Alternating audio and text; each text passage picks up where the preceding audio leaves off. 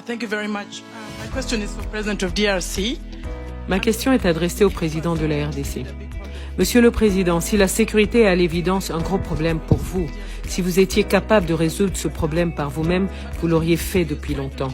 Alors je voudrais savoir pourquoi vous refusez de collaborer au sein des processus de Luanda et de Nairobi afin de trouver une solution durable à cette crise sécuritaire. Je pense que la solution est entre vos mains et qu'il faudrait travailler avec ceux qui sont prêts à vous aider pour résoudre vos problèmes. Je suis du Rwanda et nous croyons tous que la sécurité est nécessaire pour l'investissement et le tourisme. Donc faites votre part pour trouver une solution. Si vous êtes rwandaise, vous devez savoir qu'il y a eu au mois de novembre une discussion qui a abouti à la définition d'une feuille de route pour sortir justement de cette crise.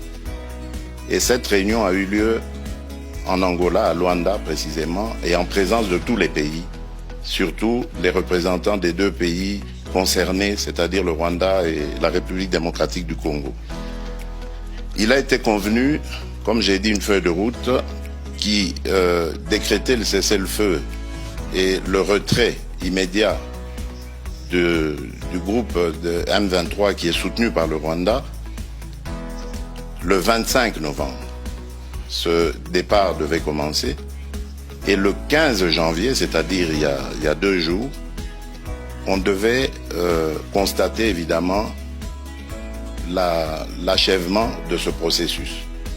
Eh bien, figurez-vous, madame, que le M23, groupe terroriste soutenu par le Rwanda, est toujours dans certaines localités qu'il avait prises à la République démocratique du Congo.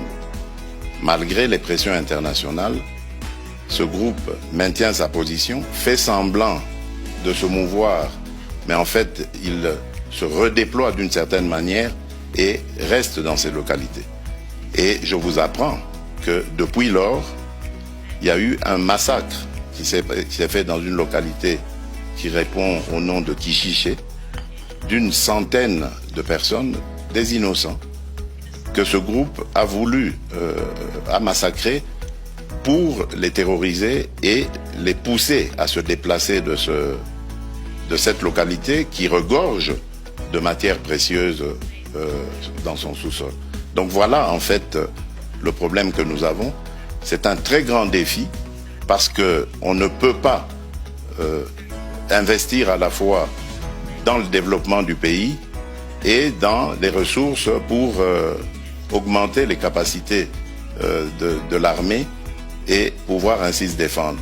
Si nous avions tous la même philosophie, la même vision, celle que j'avais d'ailleurs au moment où j'ai accédé à la tête du pays, celle d'aller vers tous nos voisins, nous en avons 9, et de leur proposer des projets de développement qui vont faire du bien à nos économies respectives, qui vont faire du bien à nos populations. Et je peux vous citer comme ça, pour chaque pays, chacun des 9 voisins que nous avons, quel est le projet dans lequel le projet que j'avais proposé et dans lequel j'invitais que nous nous investissions tous pour aller vers ces échanges commerciaux, économiques et autres qui allaient amener la paix et garantir la stabilité de la région.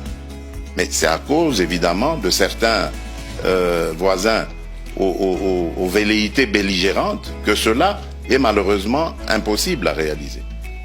Donc je suis désolé, madame, le problème aujourd'hui de l'insécurité dans la région des Grands Lacs s'appelle le Rwanda.